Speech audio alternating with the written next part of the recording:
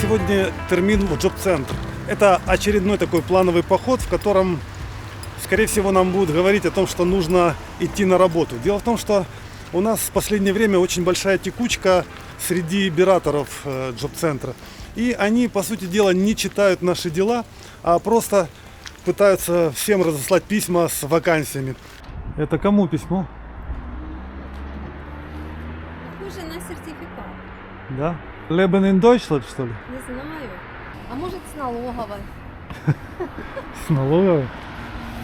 Тоже интересно.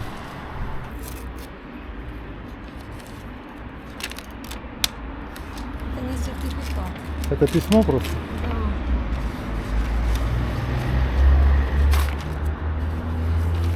Что они стали такие крупные письма присылать.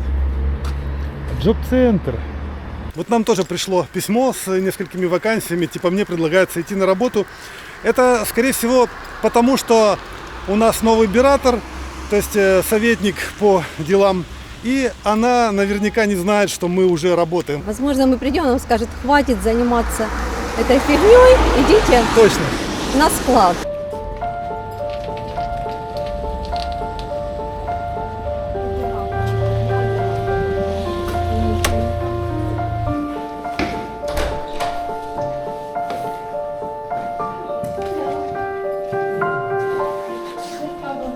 Wir haben heute einen Termin für Beratung.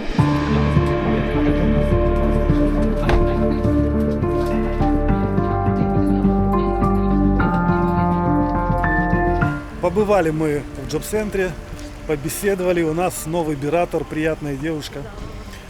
Долго мы рассказывали, чем занимаемся, и она рассказывала, сколько получаем. Короче, мы все детали деятельности нашей выяснили. Теперь понимаем, что нам делать, как отчитываться.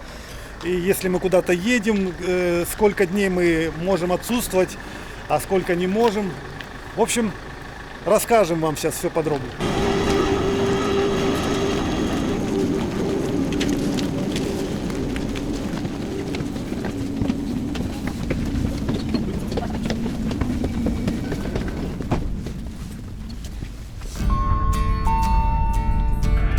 Sehr geehrte Fahrgäste, zu Ihrer Information, in Ulm findet ein außerplanmäßiger Fahrzeugtausch statt. Wir werden in Ulm auf drei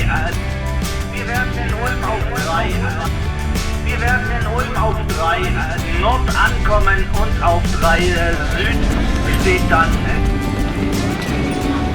Мы приехали в Ульм, сейчас стоим на вокзале, и я уже должен вам дальше рассказать, какую же работу мне предложил джоб-центр, чтобы скинуть меня со своих счетов, так скажем. Мне предложили пойти работать на склад. В Гёпингене склад какого-то, я так понял, металла профиля и пластикового профиля. Там написано типа прием товара, выдача товара. Но на самом деле я так понимаю, что это все просто как грузчик, ты на складе работаешь. При этом написано, что можно использовать автопогрузчик, если мне доверят, конечно, а может вручную. Ну, в общем, не знаю. Все это надо было идти выяснять конкретно уже по месту работы. В общем-то, я не против такой работы, все отлично. Но сколько за такую работу платят? И мы поинтересовались у нашей консультантки в джоб-центре. Мы говорим, ну вот вы прислали нам, пожалуйста, объясните, а сколько нам там заплатят. Она посмотрела эти листки, она их сама первый раз видела, потому что там у них много отделов. Один отдел присылает, другой отдел просто приглашает с нами на беседу. И не нашла зарплаты. Сказала, что это нужно звонить или идти в эту контору и узнавать. И причем это все индивидуально. В общем, возможно, нужно даже с ними торговаться за зарплату, типа узнавать, какие именно обязанности будут мои, например, если я пойду. И она сказала от 12 до 20 евро разбил. От 12,4, да, это минимальная зарплата 12,4 евро в час. Вот, но она говорит, на таких работах обычно в среднем около 15 евро в час платят. И мы с Ладой прикинули, если 15 евро в час зарабатывать, 8 часов в день и 5 дней в неделю, 22 рабочих дня в месяце, то это выйдет сколько, Лада, ты говорила? 2600-2800 евро в месяц брутто. То есть, если 22 рабочих дня, это 2600 с чем-то, а если 24 рабочих дня, то есть субботы рабочие, то будет 2880. Ну, плюс, может быть, еще бывает там у них какие-то надбавки за то, что ты работаешь в выходные или переработка по времени, то, в общем-то, можно и до 3000 накрутить, да, то есть это брутто, грязными. И после вычета налогов мы поинтересовались, и это получится, в лучшем случае, это получится 2000 с копейками чистыми, а в худшем случае 1800 или 1700 с чем-то. В зависимости от того, сколько рабочих часов получится, да. Получается, что у нас больше уже сейчас, да? Мы сейчас уже зарабатываем либо так, либо больше. То есть для нас вообще не имеет никакого смысла идти на такую работу, потому что у нас хотя бы есть, ну, как бы какой-то рост. Если мы будем сильнее стараться, мы можем больше зарабатывать. Если мы станем интереснее видео делать, мы тоже сможем больше зарабатывать. А если мы еще найдем какого-то рекламодателя, который ну, заплатит нам за встроенную рекламу, это будет еще больше. То есть смысла идти на какой-то склад, работать погрузчиком целых 8 часов в день, с утра до вечера, а потом приходить и мертвым падать между кроватями, то это неинтересно. Еще один момент. Это работа на складе бесперспективная. Работа на YouTube перспективная. Какое-то кафе Эспрессо 29. Зайдем, наверное, кофейку. Пойдем с Ладой попьем.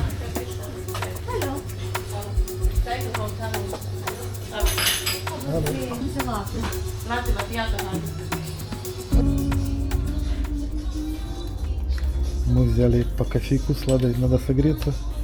Такой Женщина из Боснии. Боснии, да, говорит, очень тоже ужасная война, но она давно уже приехала, 20 лет здесь. 32 года. 32, да. Да. 23, немножко путает, но все равно. Говорит, хороший был президент сейчас. Кафешка маленькая такая, но уютная. Тепло. Она говорит, что она курсы не учила, она тут Прямо в ресторане прямо в выучила. ресторане выучила. Она приехала и учила язык. Что говорит? По-русски не говорит. Даже по-русски. Очень приятно. Meine Kinder zum Töten, weißt du? Die nehmen nur Kohle und die sitzen zusammen, Kaffee trinken. So, aber Geld verdienen. Ja, natürlich, Geld machen. Selbst die schon von den Amerikanern bezahlt haben. Ja, vielleicht. Ist auch schön. Ja, der muss einfach sagen, Krieg aufhören. Ruhe. Nichts, Waffe immer. Сейчас у нас был урок немецкого языка в кафе, где хозяйка боснийка. Ну, по крайней мере, официантка боснийка. Она нам такую лекцию прочитала про войну в Боснии, про войну сейчас в Украине. Политика. Она очень хорошо разбирается, ну как она думает, в политике. В общем, мы с ней опять проговорили. В общем, нам в кафе ходить нельзя. Вместо того, чтобы смаковать кофе, мы с ней политические дебаты. Она, короче, всех почистила, всех политиков обозвала. Сказала, что эти все, политики, они устроили войну, какую-то бойню устроили, то в Боснии устраивали, то ну теперь... Да, она рассказала, что она видела страшные вещи в Боснии, когда там и беременных женщин резали, и детей, в общем, там страшные вещи она видела. И, головы отрезали, говорит, вообще, ну, на почве религиозной, там кошмар, что творилось. Мы, конечно, мало знаем про боснийскую эту войну, только из телевизора. Как сейчас, впрочем, многие знают про украинскую войну. Фух, мы взобрались на холм, на гору, где находится в Ульме глазная клиника. Вообще здесь большой больничный комплекс. И мы снова сюда пришли, потому что вчера, когда мы здесь были с мамой, мы не выяснили некоторые вопросы. Хотя и провели здесь целый день. Вчера мы провели здесь с 10 до 6 вечера. Ну и сейчас немножко о том, как проходил вчерашний день здесь, в этой клинике.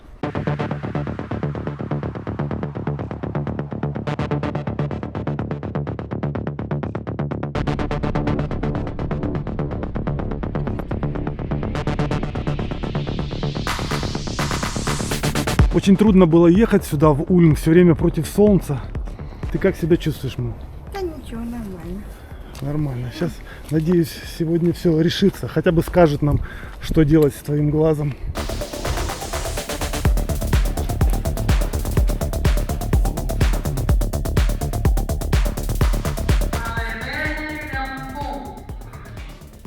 Сегодня как-то странно, здесь автомат поломался, номерки не выдает, надо вживую в эти вот кабинки заходить, и там уже тебе дадут номерок в конкретный кабинет, скорее всего.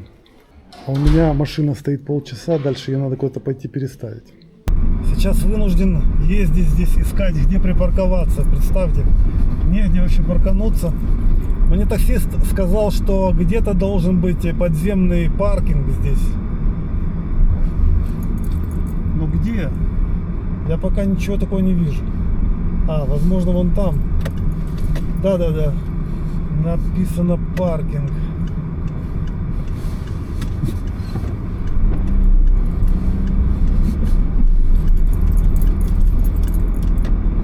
Ха-ха.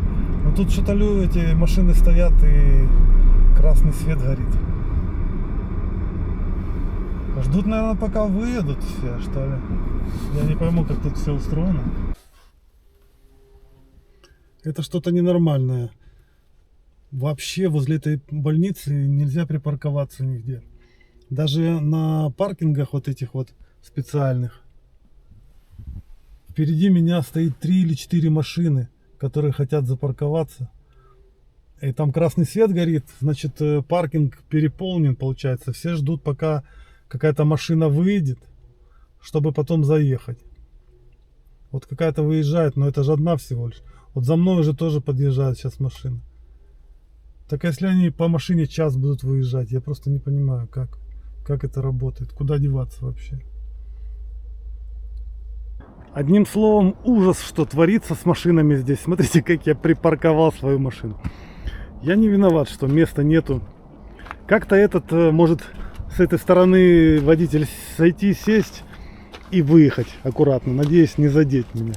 И здесь вот место есть. Там тоже с той стороны сядет человек. Сейчас пойду, заплачу. Здесь паркинг платный, в автомате надо оплатить. А куда деваться? Не могу вообще, я эту больницу 3 раза уже объехал кругом. Не нахожу ничего. Это вот рядом железная дорога, видите? На холме. Здесь узкие улицы. Вот такие места есть, видите? Как-то поставили, так не всунуться. Вот автомат для оплаты стоянки. В общем, здесь 1 евро 20 центов стоит постоять 1 час. А я сейчас хочу оплатить, ну, хотя бы на несколько часов. Сейчас у меня есть 3 евро. Вот. Сейчас скажу, насколько мне этого хватит. Если не хватит, приду еще оплачу. Может быть, машину переставлю. Тогда так. Мне, значит, до часу дня, за 13:10 я должен переставить машину. Пойду положу этот чек. А сегодня, на удивление, теплая погода. В прошлый раз мы приезжали буквально, это сколько, 3 дня назад. Было так холодно, ветер такой пронзительный был. Сейчас солнце светит. Вот этот большой паркинг, в который я стоял и не мог попасть. Я мог бы выйти из него сюда, если бы там не было такой длинной очереди. Вообще, получается, не достоишься. Мама на прием попадет раньше, чем я приду. Так, наконец нас вызвали. Мы идем в кабинет номер 3. Emilio König, Raum 5, Emilio König.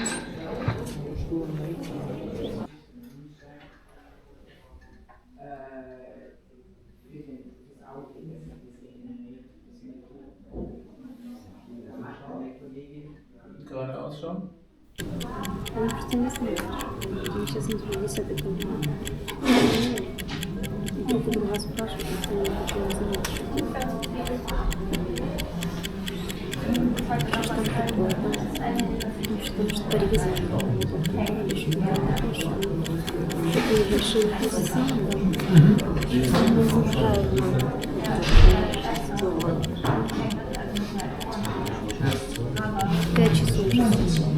Итак, мы с мамой уже находимся, наверное, более 5 часов в больнице. Здесь нас из кабинета в кабинет гоняют, и, скорее всего, они не могут понять, что с мамой делать, что с ее глазом происходит. Они уже на 8 аппаратах его просветили, посмотрели.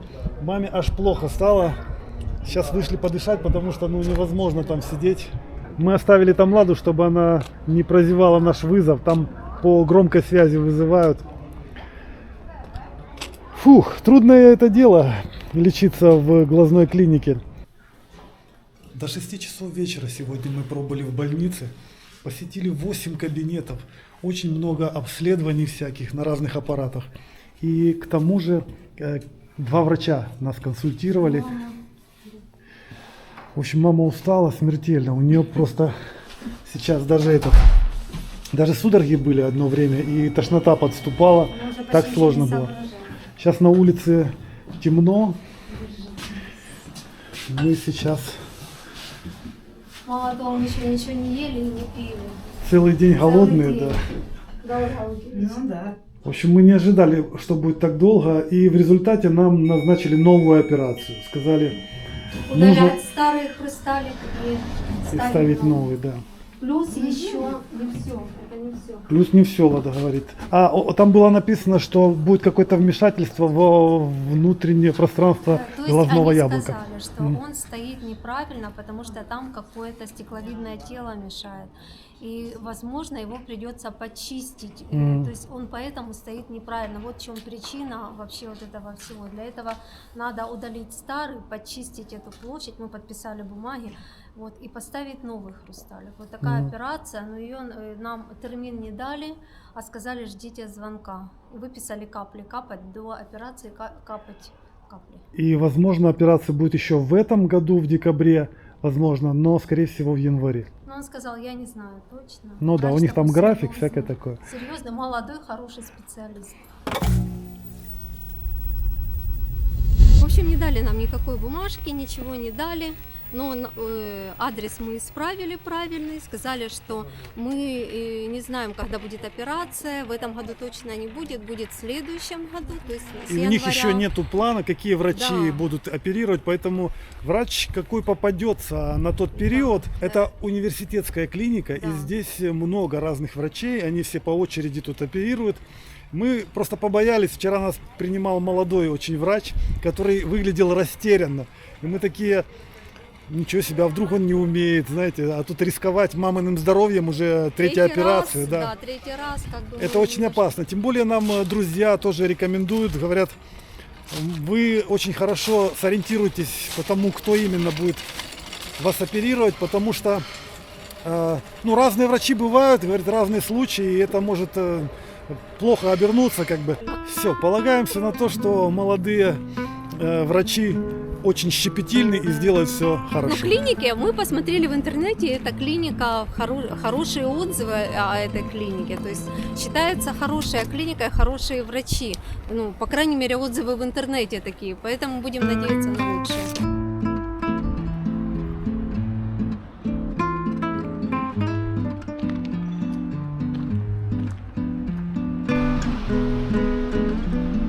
Сейчас мы идем по Ульму, по незнакомым для нас улицам, просто в сторону вокзала. Одной нашей знакомой украинке в Гайслингене из джоб-центра пришло письмо тоже с предложением пойти и устроиться на работу на конкретную вакансию. И эта вакансия была уборщица на строительном объекте. То есть это достаточно тяжелая работа для женщины.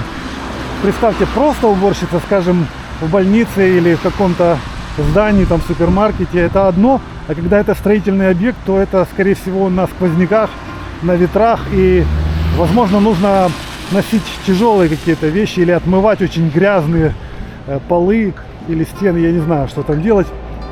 В общем, а она еще в этот момент учится на языковых курсах. Смотрите, какой агрегат поехал.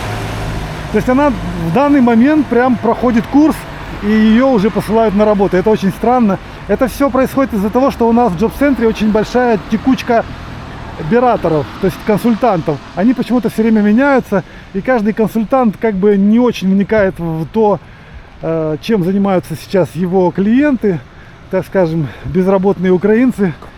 И поэтому происходят такие вот нонсенсы, когда человек занят, а его уже посылают, то есть он еще не доучился, а уже должен идти на самую первую попавшуюся работу.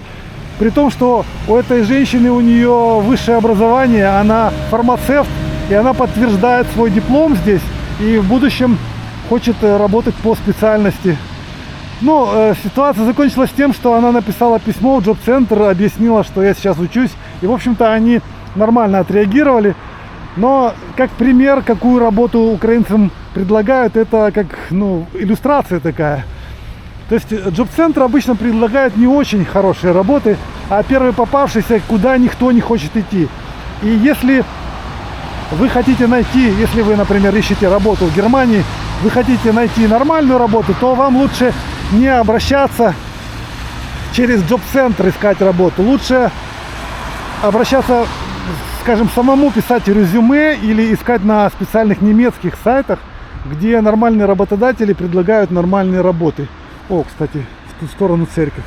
Пойдем туда. Я хочу еще сказать, что вообще ситуация с украинцами немножко другая, чем, допустим, с другими, ну, с африканцами или там еще с какими-то сирийцами, арабами. Люди уехали не в поисках лучшей жизни, а от войны. В Украине они имели хорошие зарплаты, хорошие места по специальности, они учились всю жизнь на эту специальность. Они умеют хорошо работать в этой своей специальности, поэтому они, когда приезжают в Германию, они хотят также работать по своей специальности и не на стройке. То есть, если человек пойдет на стройку, то уже больше он будет так до конца дней своих и работать. Если этой женщине, допустим, 40 лет, ей еще, допустим, 40 лет или сколько там, 30 лет, работать на стройке, что с этой женщиной останется, с женщиной, допустим, там профессора какого-то, да? Ну, да. И еще есть такой момент, многие женщины возвращаются в Украину, несмотря на то, что там война и постоянные обстрелы и бомбежки. Это именно из-за того, что они не смогли устроить здесь свою жизнь комфортно. Потому что в Украине у них была какая-то стабильность и какой-то свой определенный образ жизни, своя работа, которую они любили. А здесь им приходится заниматься очень тяжелым физическим трудом или, по крайней мере, просто нелюбимой работой какой-то. Даже тем же кассиром, скажем, в магазине не каждый захочет быть. Пусть это и не супер тяжелая работа, хотя, я вам скажу, тоже нелегкая.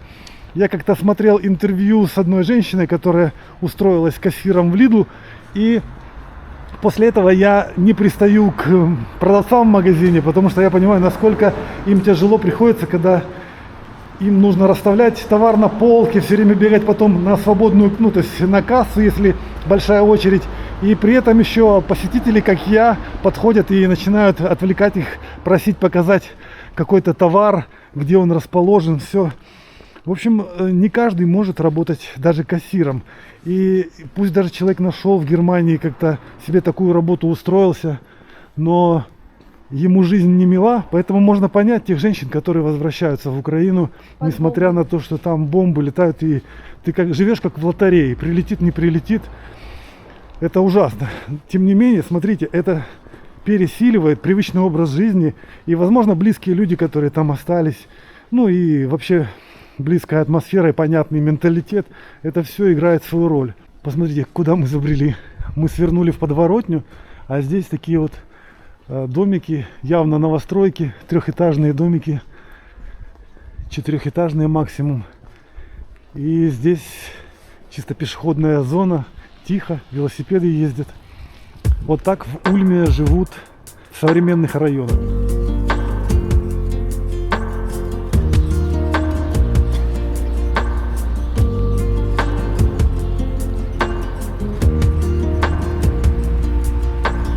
Посмотрите, куда мы с Ладой забрели. Это здание похоже на детский сад, но здесь такой прикольный райончик. Я бы назвал его старинным, потому что здесь очень маленькие домики. Смотрите, в ряд стоят. И крыши такие немножко кривые. Никак не скажешь, что это современное что-то, да? А вот это, видите, пространство. Какой-то маленький-маленький дворик между улицей и этими домиками. Мы как бы как на стене.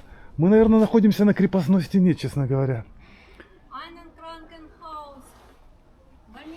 Больница здесь? Да не может быть.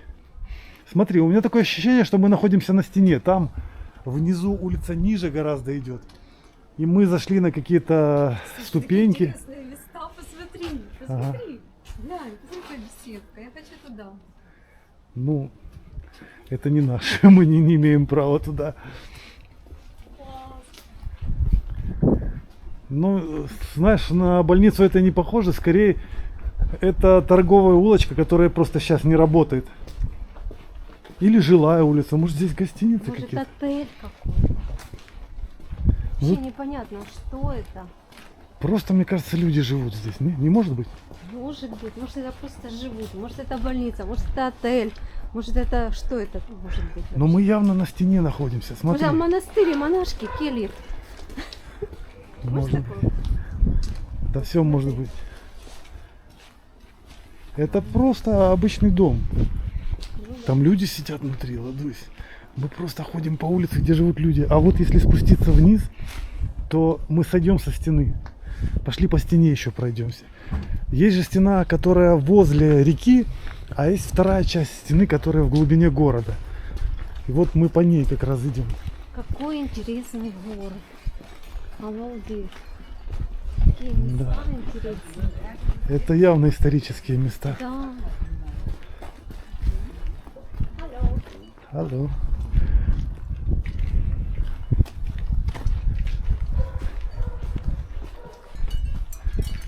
Ну, мне думается, здесь очень магазинчики, да?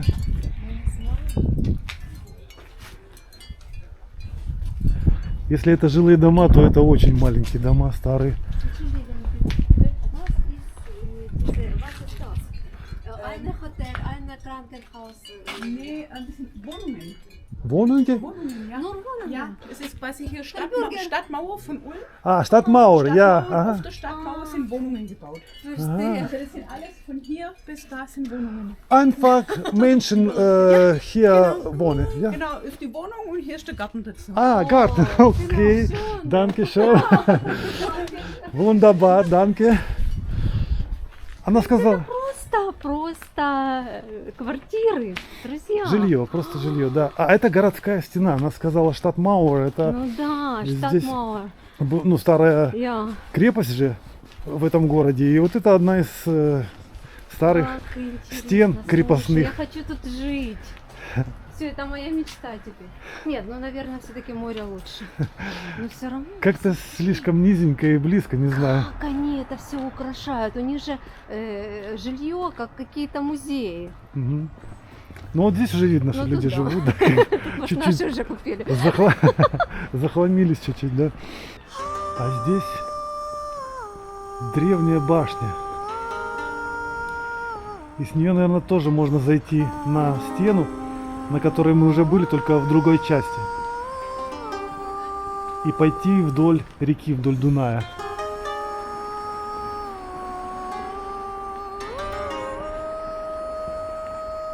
Мы с Ладой сегодня хаотично бродим по Ульму. Сейчас вышли к Дунаю, в таком месте, где мы еще ни разу не были. И я узнал, тут одна есть местная достопримечательность. Вот это вот покошенная, чуть-чуть наклоненная башня, почти как Пизанская. И на нее можно зайти, только начался дождь. Не надо это. Не очень-то нам и везет, да, с погодой. А у нас и зонтиком нету с собой. Мы не ожидали. Мы ожидали снег. Взяли отсюда. А там красивый вид. Я туда зайду по-любому. Ладно. В следующий раз. Ты Разве ж мы- прячешься, а я... А где я прячусь? А где ты прячешься? Вот здесь.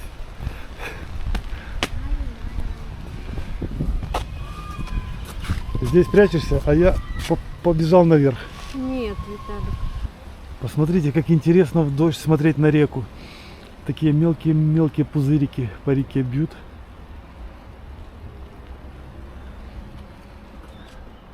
Негде даже спрятаться здесь, Ладе. А мне кажется, сейчас дождь прекратится, и мы вместе зайдем наверх туда. Пойдем. Уже дождь перестал. Смотрите, эта башня называется Берблингер. Вау! Здесь за деньги. А она еще и не бесплатная. И куда? Я просто не знаю, куда тут бросать деньги. Как я могу зайти сюда? Эй! В обратную сторону крутится, А может не за деньги? а назад не выйдешь, да? Нет, не за деньги, просто она... Просто она тут с таким механизмом странным, непонятно зачем. Нет, нет. Вот так, да. А теперь давай. Стукай. Ну, только жди быстрее. Друзья, зачем они это придумали? Я не понял. Денег не берет. А это, наверное, для того, чтобы не заходило слишком много людей одновременно. Вот, я додумался. Вау, мы на закате. А Лада еще и боится. Поскольку это наклонная башня, сюда, наверное, нельзя слишком много людей одновременно пускать. Поэтому там стоит такой ограничитель по количеству. Смотрите, сейчас посмотрим на Ульм с высоты.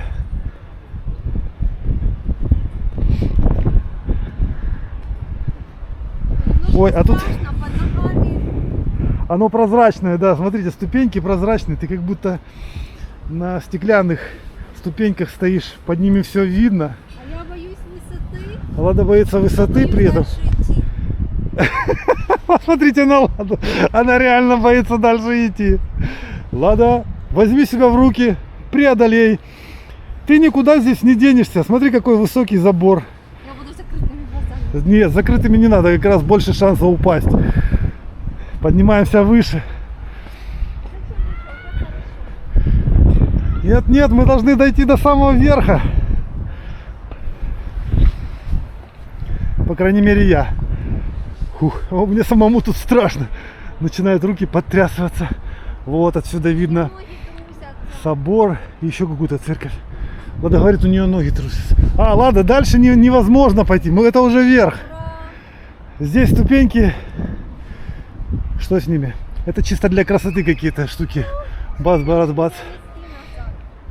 Ой, она шатается, да? Немножко. Нет, ну ладно. В путеводителях везде написано, что это одна из самых красивых точек Реально красиво, да. в Ульме. И сюда по-любому стоит зайти. И Особенно мы... на закате. Ну, особенно на закате. Мы, в общем, ничего не подгадывали, друзья. Просто так вышло. Сейчас мы смотрим на новый Ульм. Этот Ульм находится в земле Бавария. А сами мы стоим на земле Баден-Вюртемберг и смотрим на закат. Ну, вообще этого не планировали сегодня. Просто шли в сторону вокзала, вдоль реки решили пройти. И попали на вот такую красоту. Вот так вот. Страшно, она качается. Да, она, кстати, ветром качается, да? Да. У меня ноги трусятся. Трусом сюда лучше не заходить. На этом мы с вами прощаемся сегодня. Всем смелости, всем счастья и мира, всем всего хорошего. Подписывайтесь на наш канал, смотрите наши новые видео. Всем пока! This is quite new to me, and I hope you understand that I am not quite ready, but I think that soon I am. I know I like it, this thing, the way that you amaze me, but I'm scared as hell. This broken